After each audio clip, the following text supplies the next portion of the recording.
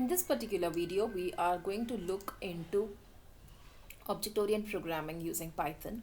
So object-oriented programming is a programming paradigm which focuses on objects and classes. So classes encompass all the characteristics of objects. So class is basically a collection of objects. It's like a blueprint. Consider like an animal.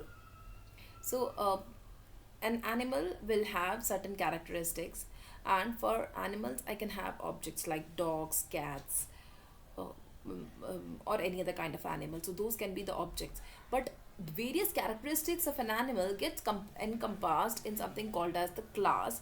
The class is nothing but the blueprint, but the class does not exist in reality. It is the object which makes it real.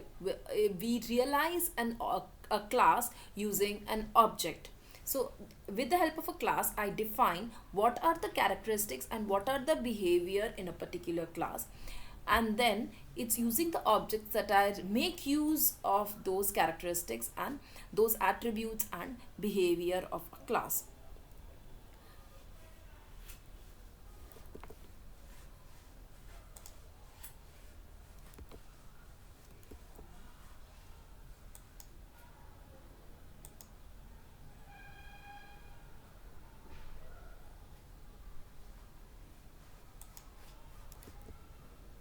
So we here in Python we define class using the keyword class, and then we define what are the variables within it. The attributes can be accessed using the dot operator. In the entity is an instance of the class, and it can be any real world object, and it is defined by using certain character by certain attributes, and the attributes can be in the form of integers, strings, floating point numbers. In reality, if you see, when I declare a variable which is an integer, I am creating an instance of the integer class type. So even our variables, whatever we have, those are internally our objects, and that is why I'm able to call methods on those objects. Like for example, string dot trim. So I'm able to call the trim method on the string because it is again the concept of classes and objects. So any variable value that I see is also an object of the class to whatever it may belong to. So any object will have state that is represented by the attributes, the behavior, it is represented by the methods, and an identity, that is the unique name that is given to a particular object. So how do I declare a class in Python? So class, the name of the class, and here I have not included any body in the class, my class, and then I create an object of it, and here I print the type of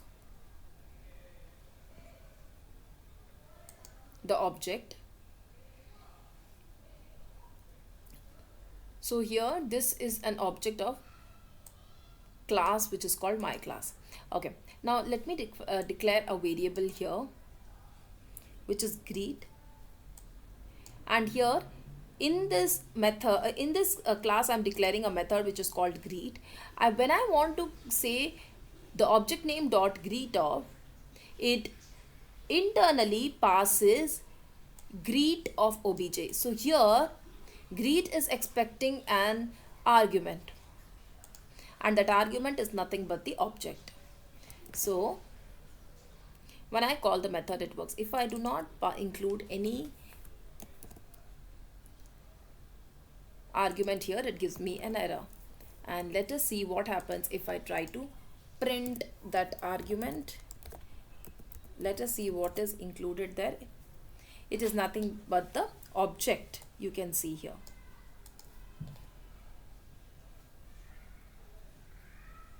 So whatever are the methods, they must have an extra parameter in the method definition, and we do not give a value for this parameter when we call the method.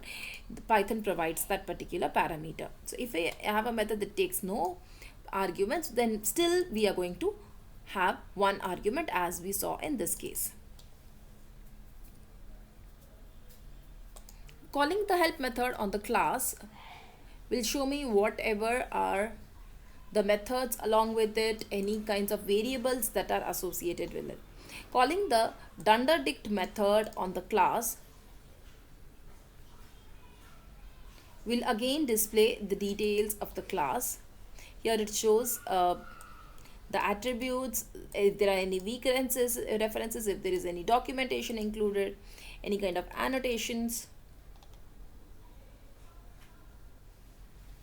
All these are included in the dunderdict method. Why is it called the dunderdict method? Because it is preceded by double underscore, and that is why it is called the dunderdict method. So here this is the init method.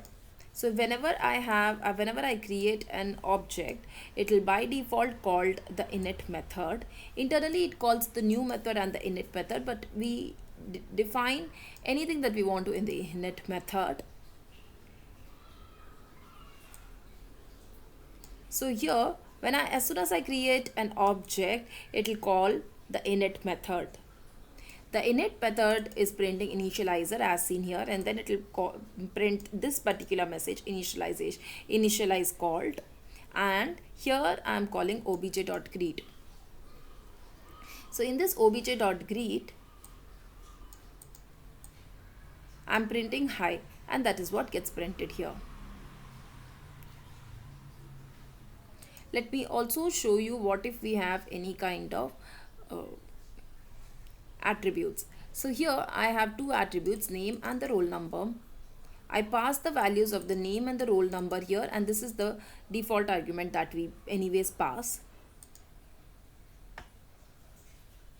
So here I say this class dot name is nothing but the name that I pass. This class dot roll number is the roll number that gets passed here. Now for obj, now the name is John and the roll number is 21. So when I call the study method here, it shows, hi John, your roll number is 21.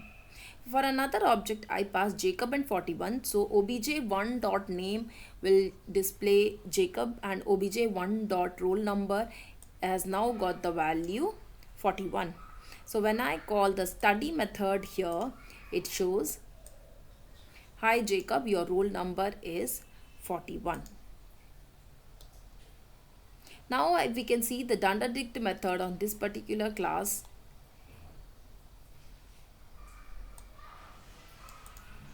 It shows that there is a study function that is there. There is also an initialization function that is given.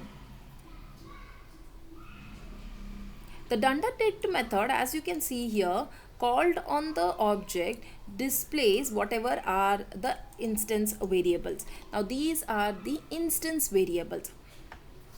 These are for a particular instance. They are not common for the class. Instead, they are common for a particular instance. So obj.roll number will show me the value of the roll number for the obj class. So here if I say obj2 is equal to my class of Jacob comma 41, it shows this. obj2 dot dunderdict shows name as Jacob, roll number as 41. Now one interesting thing here is, if an instance variable doesn't exist, it gets created. See, when I say obj.grade equal to b and I call the dunderdict on obj, then it shows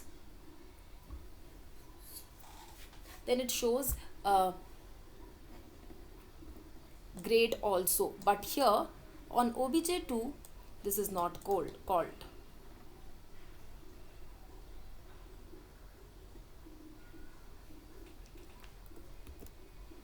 Further will be continued in the next class, in the next video.